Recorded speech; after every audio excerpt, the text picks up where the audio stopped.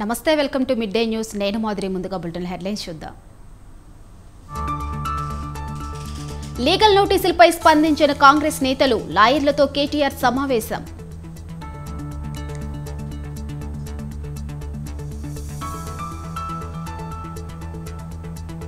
టీడీపీకి Ramesh Reddy good bye రేపు వైసీపీలో చేరుతున్నట్లు ప్రకటన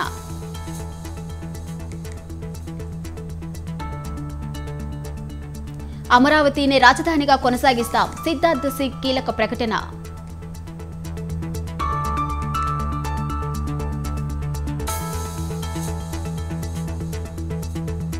కవితకు ఈ నెల 23 వరకు జ్యుడిషియల్ కస్టడీ పొడిగింపు ఉత్తర్వులు జారీ చేసిన రౌస్ అవెన్యూ కోర్టు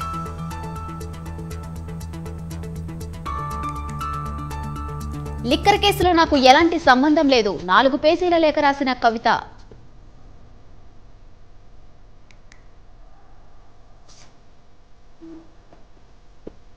పార్టీ కార్యాలయాల్లో ఘనంగా ఉగాది వేడుకలు అందరికీ మంచి జరగాలని కోరుకున్న నేతలు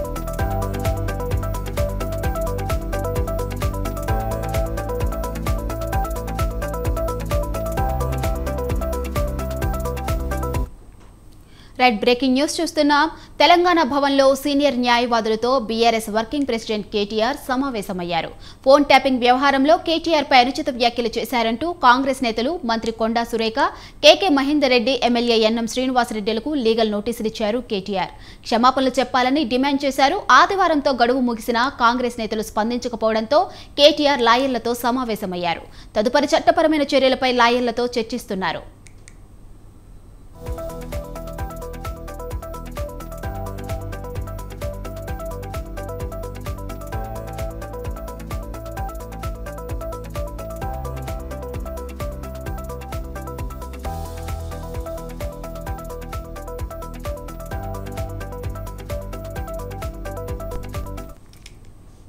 ఇక ఇదే అంశంపై మరింత సమాచారం మా రిపోర్టర్ సవీన్ ఫోన్లో అందిస్తారు చెప్పండి సవీన్ కొద్దిసేపటి క్రితమే కేటీఆర్ సీనియర్ న్యాయవాదులతో సమావేశమయ్యారు వారితో భేటీ కూడా ముగిసింది ప్రధానంగా ఇటీవల ఫోన్ ట్యాపింగ్ వ్యవహారంలో కాంగ్రెస్ పార్టీకి సంబంధించిన రాష్ట్ర మంత్రి కొండా సురేఖతో పాటు సిరిసిల్లలో కేటీఆర్ పై పోటీ చేసిన కేకే మహేందర్ రెడ్డి మహబూబ్నగర్ ఎమ్మెల్యే ఎన్ఎం శ్రీనివాసరెడ్డి తమ ఫోన్లు ట్యాప్ కు గురయ్యాయి తమ ఫోన్ను ట్యాప్ చేయించారు కేటీఆర్ అంటూ ఆరోపిస్తూ డీజీపీకి ఫిర్యాదు చేశారు ప్రెస్ మీట్ లో కొండా సురేఖ కేటీఆర్ ను ఉద్దేశించి కొన్ని వ్యాఖ్యలు చేశారు దీనిపై ఈ ముగ్గురికి కేటీఆర్ లీగల్ నోటీసులు పంపించారు ఆదివారం లోపు క్షమాపణ చెప్పకపోతే తదుపరి చట్టపరమైన చర్యలు తీసుకుంటామంటూ కూడా కేటీఆర్ పేర్కొన్నారు అందులో భాగంగానే ఈ రోజు సీనియర్ న్యాయవాదులతో భేటీ అయి తదుపరి ఏ విధంగా ముందుకు వెళ్లాలి అనే దానిపైన చర్చించారు అంతేకాకుండా రాష్ట్ర వ్యాప్తంగా బీఆర్ఎస్ పార్టీ కార్యకర్తలపై కాంగ్రెస్ పార్టీ కార్యకర్తలు దాడులకు పాల్పడుతున్నారు అదేవిధంగా పోలీసులు అక్రమ కేసులు పెడుతున్నారు వీటిని ఏ విధంగా ఎదుర్కోవాలి బీఆర్ఎస్ లీగల్ సెల్ కావచ్చు న్యాయవాదులు ఏ విధంగా బీఆర్ఎస్ పార్టీ కార్యకర్తల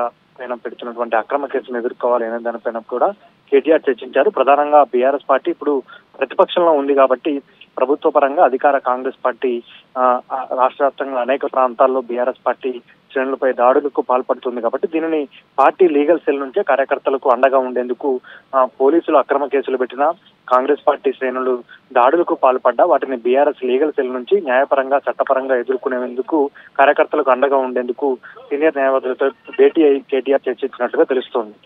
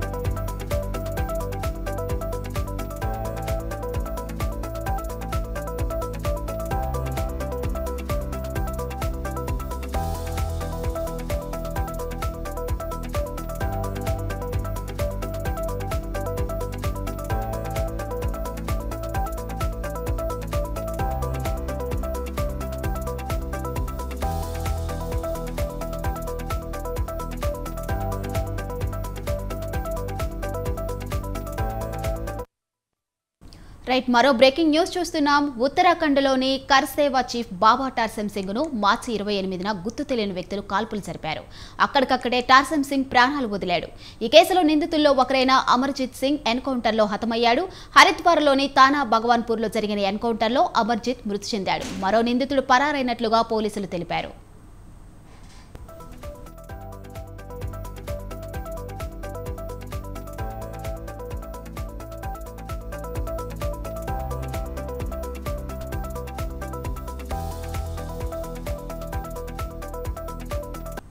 కొత్త ఏడాదిలో రాష్ట్రం అభివృద్ధి చెందాలని టీడీపీ అధినేత చంద్రబాబు ఆకాంక్షించారు.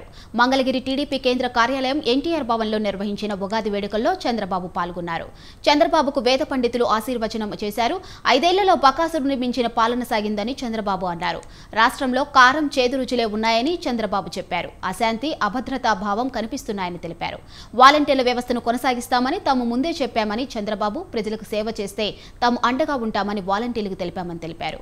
తాము అధికారంలోకి వస్తే వారికి 5,000 కాదు 10,000 రూపాయల గౌరవ వేతనం ఇస్తామని హామీ ఇచ్చారు. జరిగిన కష్టాలు తీరిపోవాలి.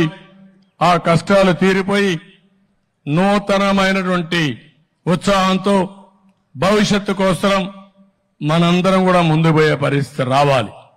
ఇది అసాధ్యం కాదు, ఇది సాధ్యం. ఇది సాధించి తీరుతాం. అందుకే మీరందరూ కూడా ఇప్పుడే రాజకీయాలు లేకుండా పంచాంగం లేదు. ఆ విషయం మనందరం గుర్తుపెట్టుకోవాల్సిన అవసరం ఉంది. పంచాంగం ఇచ్చేది ఒక స్ఫూర్తినిస్తుంది. ఆ స్ఫూర్తిని అమలు చేసేది మంచి చెడుల్ని విశ్లేషించి మంచిని ముందుకు తీసుకుపోయే శక్తి, చెడుగానే ఉంటే దాన్ని ఏ విధంగా నివారించాలో ఆలోచించే శక్తి రాజకీయాలకు ఉంది. అదే రాజకీయాల్లో విధానపరంగా ముందుకొస్తే ఏదైనా సాధ్యం అని చెప్పి నేను మీకు తెలియజేస్తున్నా. దేశాన్ని శక్తివంతంగా తీర్చిదిద్దడం, తెలుగు రాష్ట్రాల అభివృద్ధిలో ముందడుగు వేయాలని మాజీ ఉపరాష్ట్రపతి వెంకయ్యనాయుడు అన్నారు. దేశ ప్రగతిలో మనమంతా భాగస్వామ్యం కావాలని తెలిపారు. రంగారెడ్డి జిల్లా ముచ్చింతల్లోని స్వర్ణభారతి ట్రస్ట్ ఆధ్వర్యంలో నిర్వహించిన పంచాంగ శ్రవణంలో ఆయన పాల్గొన్నారు. ఆయనతో పాటు రాష్ట్ర ఇన్ఛార్జ్ గవర్నర్ సిపి రాధాకృష్ణన్, కేంద్ర మంత్రి కిషన్ రెడ్డి పంచాంగ శ్రవణాన్ని ఆలరించారు. ఈ ఏడాది ఎంతో సంతోషంగా ప్రకృతితో కలిసి జీవించాలని, ఉగాది పర్వదినం వేళ కొత్త సంకల్పం తీసుకోవాలని సూచించారు. భారత్ను సూపర్ పవర్గా తీర్చిదిద్దడం కృషి చేద్దామని ప్రజలకు వెంకయ్య పిలుపునిచ్చారు. Heartfelt greetings to all the Telugu people and also people of India on this auspicious occasion of Ugadi. Krodhinama Samvatsara Ugadi is a festival for Telugus across the globe. I wish to convey best wishes to all of them and urge them to join the national mainstream with vigor and enthusiasm, with commitment to take the country forward. India is moving forward. Let Telugus also join together and then join this national movement for Visakha steel plant ప్రైవేటీకరణపై BJP నేత సిద్ధార్థనాథ్ సింగ్ సంచలన వ్యాఖ్యలు చేశారు. Visakha steel plant ప్రైవేటీకరణ జరగదని సిద్ధార్థనాథ్ సింగ్ తెలిపారు. Visakha steel plant అభివృద్ధికి ప్రభుత్వం మరింత కట్టుబడి ఉందని ఆయన తెలిపారు. విశాఖ స్టీల్ ప్లాంట్ లాభాల బాట పట్టడానికి కేంద్ర ప్రభుత్వం చేయూతనిస్తుందని చెప్పారు.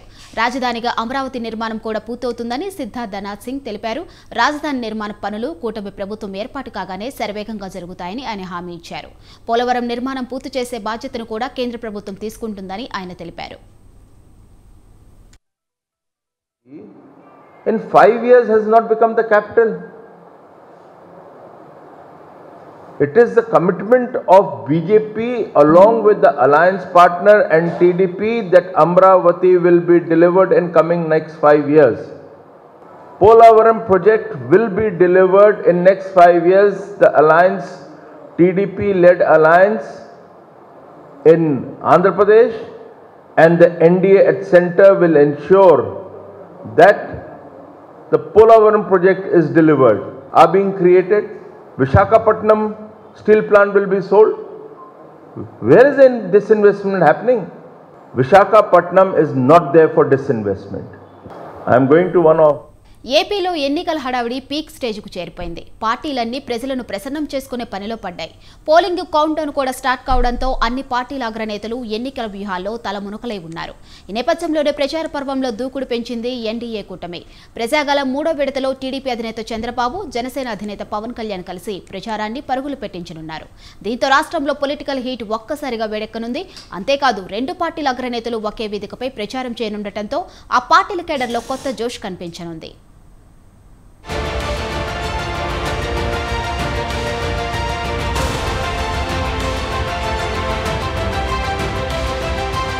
ఏపీలో ఎన్నికలకు ముహూర్తం ముంచుకొస్తోంది.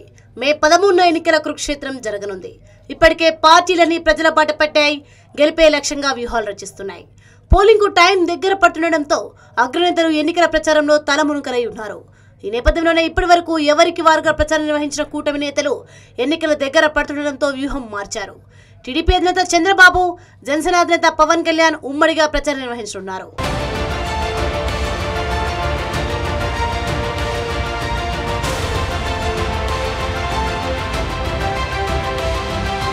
టీడీపీ, బీజేపీ, జనసేన మధ్య పొత్తు కుదిరిన తర్వాత గత నెల 15న చిలకలూరిపేటలో తొలి బహిరంగ సభ నిర్వహించారు. ఈ సభకు 3 పార్టీల అగ్రనేతలు ప్రధాని మోదీ, చంద్రబాబు, పవన్ కళ్యాణ్ హాజరయ్యారు. అయితే ఆ తర్వాత పవన్ కళ్యాణ్, చంద్రబాబు కలిసి బహిరంగ సభలో పాల్గొనలేదు.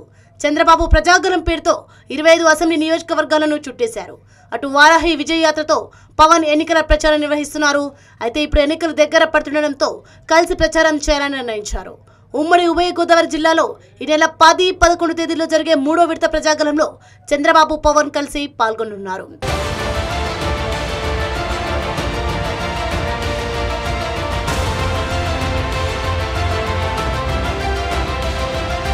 ఈ నెల 10న తణుకు, నిడదవోలు నియోజకవర్గాల్లో చంద్రబాబు, పవన్ కళ్యాణ్ కలిసి ప్రజాగళం సభల్లో పాల్గొంటారు. 11న పి గన్నవరం, అమలాపురం నియోజకవర్గాల్లో ఉమ్మడి ప్రచారం చేస్తారు. మరోవైపు ఏప్రిల్ 14వ తేదీన పవన్ కళ్యాణ్ తెనాలిలో పర్యటించనున్నారు. ఇప్పటి వరకు విడివిడిగా ప్రచారం చేసిన ఇద్దరు అగ్రనేతలు ఇప్పుడు ఉమ్మడిగా ప్రచార పర్వంలోకి దిగడంతో రాష్ట్రంలో పొలిటికల్ హీట్ వేడెక్కనుంది. అంతేకాకుండా చంద్రబాబు, పవన్ ఉమ్మడి ప్రచారంతో రెండు పార్టీల శ్రేణుల్లో ఫుల్ జోష్ కనిపించనుంది.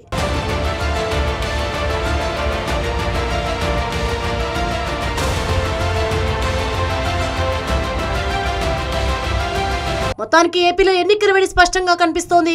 ఓవైపు అధికార పక్షం, మరోవైపు ప్రతిపక్షం ఎవరికి వారు ప్రజలను ఆకట్టుకునే పనిలో పడ్డారు. ప్రచారాన్ని పరుగులు పెట్టిస్తున్నారు. మరి రానున్న ఎన్నికల్లో ప్రజలు ఎవరికి పట్టం కడతారో తేలాలంటే మరికొన్ని రోజులు వేచి చూడాల్సిందే.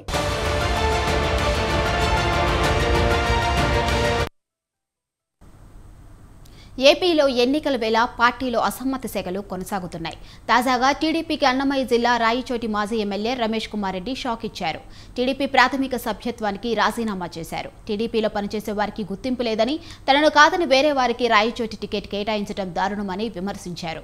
క్రియాశీల కార్యకర్తలను విస్మరించారని ఆవేదన వ్యక్తం చేశారు. ప్రజలకు సేవ చేసే పార్టీలా టీడీపీ పనిచేయడం లేదన్న ఆయన డబ్బులు తీసుకుని టికెట్లు అమ్ముకోవడం దారుణమన్నారు. పార్టీ అభివృద్ధికి పనిచేసిన వారికి టీడీపీలో గుర్తింపు లేదన్నారు. పార్టీ కోసం 25 ఏళ్లు కష్టపడి పనిచేశానని తెలిపారు. త్వరలో జరగనున్న ఎన్నికల్లో టీడీపీకి బుద్ధి చెప్పాలని, వినుకొండలో రేపు జరిగే సిద్ధం సభలో సీఎం జగన్ సమక్షంలో వైసీపీ సభ్యత్వం తీసుకోబోతున్నానని ఆయన స్పష్టం చేశారు. ఉగాది రోజున నేను తెలుగుదేశం పార్టీ ప్రాథమిక సభ్యత్వానికి నియోజకవర్గ ఇన్ఛార్జిగా ఉండే బాధ్యతల నుంచి తప్పుకుంటున్నాను. తెలుగుదేశం పార్టీకి ఆల్రెడీ పంపించడం జరిగింది. పత్రికాముఖంగా ఈరోజు తెలియజేస్తున్నాను. గడిచిన 45 రోజుల నుంచి మొట్టమొదటిసారిగా ప్రెస్ సమావేశం ఏర్పాటు చేయడం ముఖ్య ఉద్దేశం.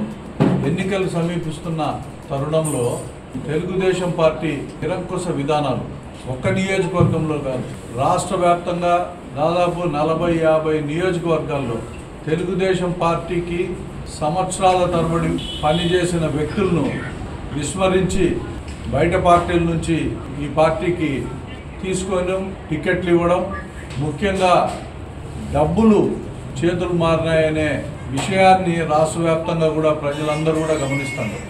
ఉగాది రోజు దేశమంతా ఒక తీరు, కేరళది మాత్రం ప్రత్యేక తీరు. దాదాపు పూర్తి అక్షరాస్యత సాధించిన కేరళలో రాజకీయ చైతన్యం ఎక్కువే. కేరళలో పార్లమెంట్ ఎన్నికలన్నా, అసెంబ్లీ ఎన్నికలన్నా ఎల్డీఎఫ్, యూడీఎఫ్ మధ్య పోరే. మరో పార్టీకి అవకాశం దాదాపు లేనట్లే. దశాబ్దాలుగా 2021 తప్ప ఒక టర్మ్ ఎల్డీఎఫ్ గెలిస్తే మరో టర్మ్ యూడీఎఫ్ గెలుస్తూ వచ్చాయి. కాంగ్రెస్ ఆధ్వర్యంలోని ఇండియా అలయన్స్లో సిపిఐ, సిపిఎం ఉన్న కేరళలో మాత్రం యూడీఎఫ్, ఎల్డీఎఫ్ పరస్పరం కత్తులు దూస్తున్నాయి. కనీసం ఈసారైనా ఒక్క సీటు సాధించి బోని కొట్టాలని మోదీ ఆధ్వర్యంలోని బీజేపీ ఉవ్విళ్లూరుతుంది.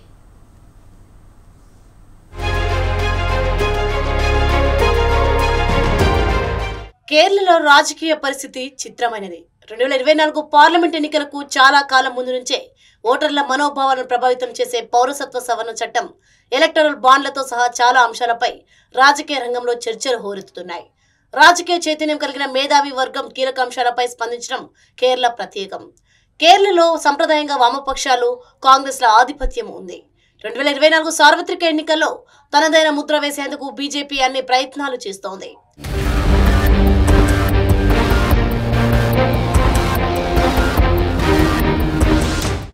దక్షిణాది రాష్ట్రమైన కేరళలో బీజేపీ ఖాతా తెరవాలని గట్టిగా కోరుతున్న ప్రధాని మోదీ ఏడాది ప్రారంభం నుంచి 5 సార్లు పర్యటించారు. పోలింగ్ తేదీలోగా మళ్లీ పర్యటించే అవకాశం ఉంది. కరడుగట్టిన హిందుత్వవాది అయిన మోదీ క్రిస్టియన్లను ఆకట్టుకునేందుకు ఏప్రిల్ 9న ఈస్టర్ సండే నాడు ఢిల్లీలోని స్క్వేర్ హార్ట్ కేథడ్రాల్ సందర్శించారు. కేరళలో పదే పర్యటిస్తూ రబ్బర్ తోటల్లో పనిచేసే కూలీల్లో క్రిస్టియన్లను ఆకట్టుకునేందుకు యత్నించారు. ఏప్రిల్ 24న రోడ్ షోకు సిద్ధమవుతున్నారు. కేరళ జనాభాలో 26.5% ఉన్న ముస్లింలు, 18.4% ఉన్న క్రిస్టియన్లను ఆకట్టుకునేందుకు తనదైన శైలిలో ప్రయత్నిస్తున్నారు.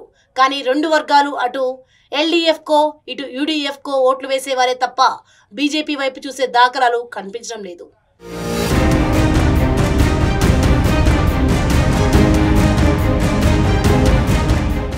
దేశవ్యాప్తంగా ఏప్రిల్ 19 నుంచి జూన్ 1 వరకు 7 దశల్లో లోక్సభ ఎన్నికలు జరుగుతున్న కేరళలోని 20 నియోజకవర్గాలకు ఒకే దశలో ఏప్రిల్ 26న ఎన్నిక జరుగుతుంది. 2019 ఎన్నికల్లో కేరళలోని 20 సీట్లలో కాంగ్రెస్ నేతృత్వంలోని యునైటెడ్ డెమోక్రటిక్ ఫ్రంట్ 19 సీట్లు గెలుచుకుంది. 2009 లోక్సభ ఎన్నికల్లో వామపక్షాల నేతృత్వంలోని LDF 4, Congress 13, Indian union Muslim league 2, Kerala Congress M 1 స్థానాన్ని గెలుచుకున్నాయి. 2014లో LDF 6, Congress 8, IUML 2, Kerala Congress M1, RSP 1, 2 స్థానాల్లో ఇండిపెండెంట్లు నెగ్గారు.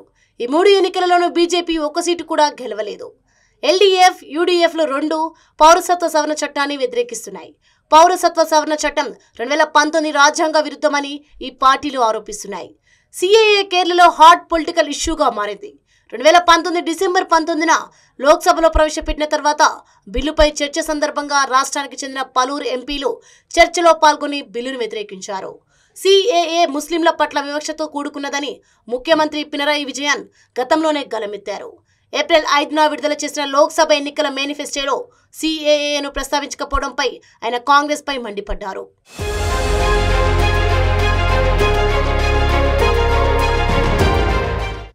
ఇటీవలి కాలంలో ఏనుగులు, పులులు, అడవి పందుల దాడిలో అనేక మంది ప్రాణాలు కోల్పోయారు. దీంతో కేరళ ప్రభుత్వం మానవ జంతు సంఘర్షణను నిర్దిష్ట విపత్తుగా ప్రకటించింది. ఇలా ప్రకటించిన తొలి రాష్ట్రం కేరళనే.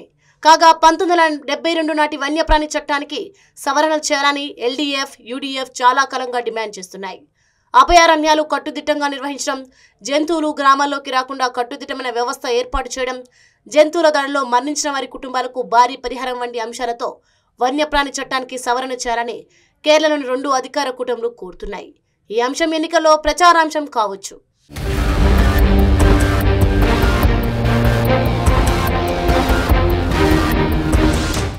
నిరుడు మే 3న మణిపూర్లో భారీ హింసాకాండ, గృహదహనాలు జరిగాయి. ఆనాటి నుంచి మణిపూర్ రావణ కాష్టంలా రగులుతూనే ఉంది. ఎందరో క్రిస్టియన్లు ప్రాణాలు కోల్పోయారు. చాలా చర్చిలు ధ్వంసమయ్యాయి. ఈ పరిణామాలు కేరళ వాసులను కలిచివేశాయి. ఆ రాష్ట్రంలో ప్రధాని పర్యటించకపోవడం, బాధిత వర్గాలకు ఉపశమనం కలిగించకపోవడం క్రిస్టియన్ కమ్యూనిటీని ఆవేదనకు గురి చేసింది. అయినా క్రిస్టియన్లను ఆకట్టుకునే యత్నాలను బీజేపీ కొనసాగిస్తోంది. కనీసం కొన్ని సీట్లు గెలవడమే లక్ష్యంగా మోదీ ఇతర దేశాల నుంచి వలస వచ్చిన వారికి పౌరసత్వం కల్పిస్తామన్న హామీని బీజేపీ నిలబెట్టుకుంటుందని చెప్పే ప్రయత్నం చేయవచ్చు. ఈసారి అయినా కేరళ పార్లమెంట్ ఎన్నికల్లో బీజేపీ ఖాతా తెరుస్తుందేమో చూడాలి మరి.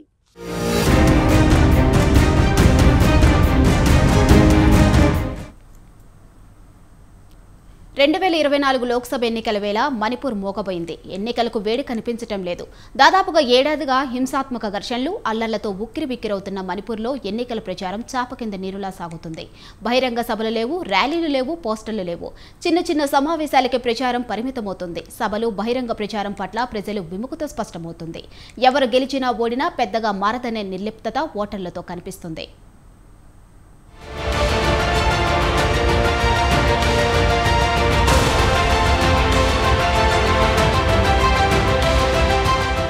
మణిపూర్లో కొనసాగుతున్న ఉద్రిక్తతల కారణంగా ఎన్నికల ప్రక్రియపై సందిగ్ధత నెలకొనడంతో ప్రచారం నిశ్శబ్దంగా చిన్న స్థాయిలోనే సాగుతోంది. రాష్ట్రంలోని 2 సీట్లలో ఒకటైన ఇన్నర్ మణిపూర్ నియోజకవర్గంలో మెయిటీ మెజారిటీ లోయ ప్రాంతంలో ఎక్కువ భాగం ఉన్న నియోజకవర్గంలో 6 అభ్యర్థులు బరిలో ఉన్నారు.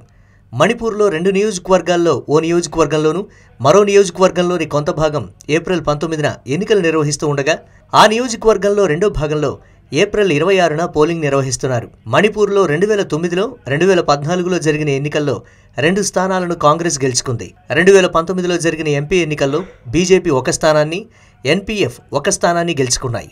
2019 ఎన్నికల్లో దేశవ్యాప్తంగా సగటున 67% ఓట్లు పోలైతే మణిపూర్లో 82.8% ఓట్లు పోల్ కావడం మణిపూర్లో ఓ రికార్డు.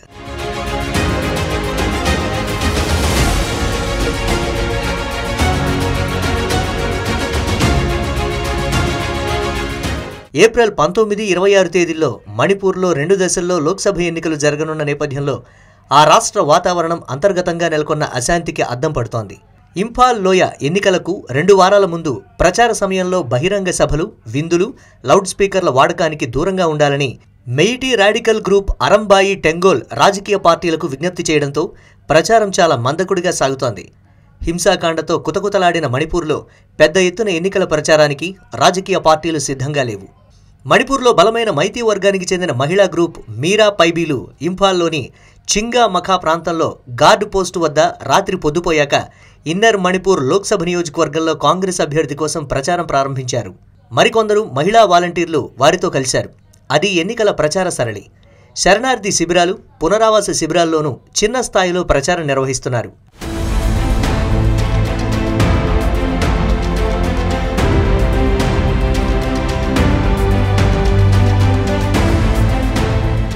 రాష్ట్ర కేబినెట్ మంత్రి, మాజీ ఐపీఎస్ అధికారి తౌనౌజం బసంత్ సింగ్ బీజేపీ నుంచి పోటీలో ఉన్నారు. కాంగ్రెస్ అభ్యర్థిగా జవహర్లాల్ నెహ్రూ విశ్వవిద్యాలయంలో విద్యావేత్త, అసోసియేట్ ప్రొఫెసర్ బిమోల్ అకోయిజం తొలిసారి రాజకీయ అరంగేట్రం చేస్తున్నారు.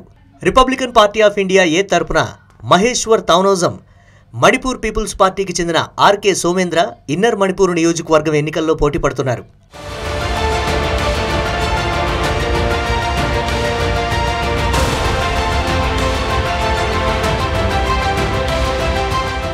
అభ్యర్థులు ప్రధానంగా ఇన్ కెమెరా సమావేశాల ద్వారా ఓటర్లను చేరుకుంటున్నారు. ఇందులో 20 నుంచి 50 మందితో కూడిన బృందాలు స్థానిక నాయకుల ఇళ్లు లేదా ప్రైవేటు కార్యాలయాల వద్ద పాల్గొంటాయి. అభ్యర్థులు వివిధ ప్రాంతాల్లో అమ్మవారికి పూజలు చేస్తూ తమను తాము పరిచయం చేసుకునేందుకు యత్నిస్తున్నారు. బీజేపీ బూత్ స్థాయి కార్యకర్తలను ఇంటింటికి వెళ్లి సమావేశాలు నిర్వహించేందుకు రంగంలోకి దింపింది. 2019 ఎన్నికల్లో ప్రధాని, హోంమంత్రి, ముఖ్యమంత్రి భారీ సభలు, ర్యాలీలు నిర్వహించారు. ఈసారి జాతీయ నాయకులు ఎవరూ రాలేదు, ప్రచారం చేయడం లేదు. హింస జరిగినప్పుడు రాని నాయకులు ఓట్ల కోసం వచ్చారని ప్రజలు దుమ్మెత్తిపోస్తారనే భావనే ఇందుకు కారణంగా కనిపిస్తోంది. ఎన్నికల నేపథ్యంలో ముఖ్యమంత్రి కార్యాలయానికి మహిళలు పెద్ద సంఖ్యలో తరలివచ్చారు. సెక్రటేరియట్కు పెద్ద ఎత్తున వ్యాన్లో మహిళలను తీసుకురావడంతో సీఎం వర్గాలు ఎన్నికల కోడ్ ఉల్లంఘిస్తున్నాయని కాంగ్రెస్ ప్రధాన ఎన్నికల కమిషన్కు కంప్లైంట్ చేసింది.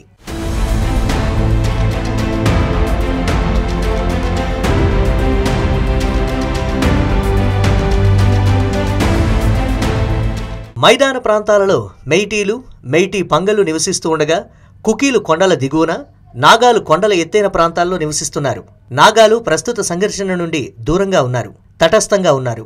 ఎన్నికలు అయిష్టంగానే జరుగుతున్నా ఎన్నికల తర్వాత మణిపూర్ సమస్యకు పూర్తిస్థాయి రాజకీయ పరిష్కారం కుదరాలని మణిపూర్ వాసులే కాదు, ఈశాన్య భారతం ప్రజలు, దేశవ్యాప్తంగా ప్రజాస్వామికవాదులు కోరుతున్నారు.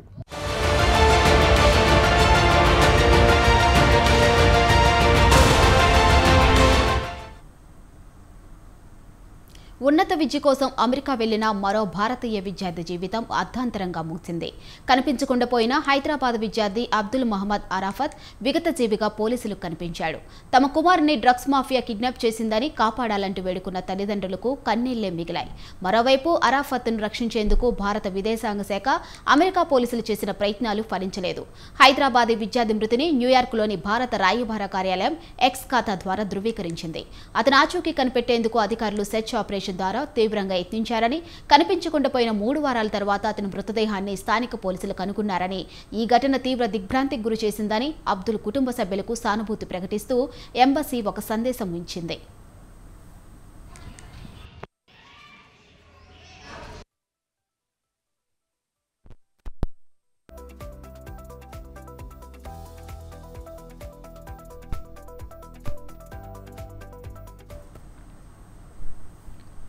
హైదరాబాద్ నాచారంలోని అంబేద్కర్ నగర్కు చెందిన మహమ్మద్ సలీం కుమారుడు అబ్దుల్ మహమ్మద్ అరాఫత్ 2023 మేలో ఉన్నత విద్యకు అమెరికా వెళ్లాడు. ఓహియో రాష్ట్రంలోని క్లీవ్లాండ్ యూనివర్సిటీలో ఎంఎస్ చదువుతున్నాడు. నిత్యం ఫోన్లో మాట్లాడే అతను చివరిసారి మార్చి నెల 7న తండ్రితో చివరిసారిగా ఫోన్లో మాట్లాడాడు. ఆ తర్వాత నుంచి స్పందన లేదు. ఆ మరుసటి రోజునే అబ్దుల్ అదృశ్యమయ్యాడని అమెరికాలో చదివే అతని స్నేహితుడు ఇన్స్టాగ్రామ్లో పోస్టు పెట్టాడు. దీన్ని అబ్దుల్ సోదరి చూసి తల్లిదండ్రులకు చెప్పింది. అబ్దుల్కు ఫోన్ చేసిన స్పందన లేకపోవడంతో తల్లిదండ్రులు ఆందోళనకు గురయ్యారు. మార్చి 9వ తేదీన ఎంబీటీ నేత అహ్మద్ ఉల్లా ఖాన్ సాయంతో కేంద్ర విదేశాంగ శాఖ మంత్రి జయశంకర్కు లేఖ రాశారు. వాషింగ్టన్లోని భారత రాయబార కార్యాలయానికి సమాచారం ఇచ్చి తమ కుమారుడి ఆచూకీ కనిపెట్టాలని కోరారు. అమెరికాలోని సలీం బంధువులు క్లీవ్లాండ్ పోలీసులకు ఫిర్యాదు చేశారు. అక్కడి పోలీసులు కేసును దర్యాప్తు చేపట్టారు.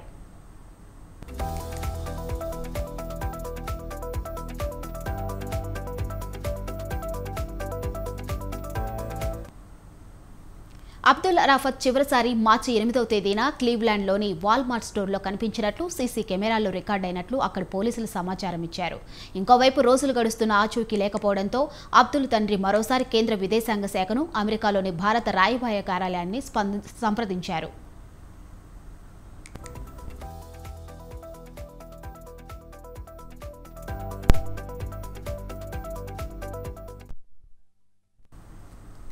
ఈలోపు అబ్దుల్ తండ్రికి కొందరు గుర్తు తెలియని వ్యక్తుల నుంచి వాట్సాప్ ద్వారా ఫోన్ కాల్ వచ్చినట్లు తెలిసిందే. అబ్దుల్ను తాము కిడ్నాప్ చేశామని, 1200 అమెరికా డాలర్లు వెంటనే పంపించాలని డిమాండ్ చేసినట్లు తెలిసిందే. అరగంటలోపు డబ్బు పంపకపోతే తీవ్ర పరిణామాలు ఎదుర్కోవాల్సి వస్తుందని హెచ్చరించినట్లు సమాచారం. బాధిత తల్లిదండ్రులు మరోమారు కేంద్ర విదేశాంగ శాఖ అధికారులకు ఫిర్యాదు చేశారు. అయితే చివరికి ఆ తండ్రికి కన్నీళ్లే మిగిలాయి. తమ కొడుకు చనిపోయాడని తెలుసుకొని తల్లిదండ్రులు కన్నీరు మున్నీరవుతున్నారు.